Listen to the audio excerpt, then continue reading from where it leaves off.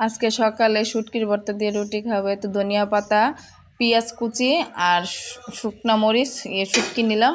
এতো শুটকিটা ভালো করে ধুয়ে এতো টেলে নিতেছি, ভালোভাবে টেলে নিতে হবে। এতো ভালোভাবে টেলে নিছি, আমি রেডি করলাম। এই তো পেঁয়াজ কুচি, ধনিয়া পাতা, লাল মরিচ আর শুটকি। এখন লাল মরিচগুলা শিলপাটায় ভালোভাবে বেটে নিব।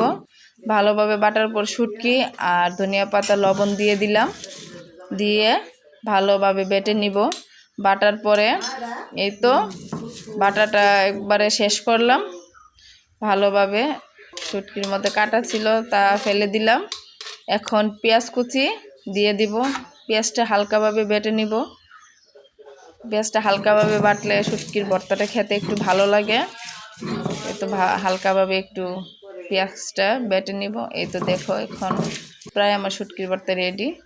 শুটকির ভর্তাটা অনেক মজা ছিল খেতে, অনেক মজা হয়েছিল রুটির সঙ্গে খেতে। আমি এর মধ্যে আটাটা কাই করে নিলাম। আটার কাইটা এখন রুটিটা বলবো। তাই এই তো রুটি হালকা একটা বললাম। এই তো আটাগুলো গুল করে নিলাম, রুটিগুলো বলবো। আমি রুটি বলতেছি আর তোমাদেরকে একটু একটু দেখাইতেছি।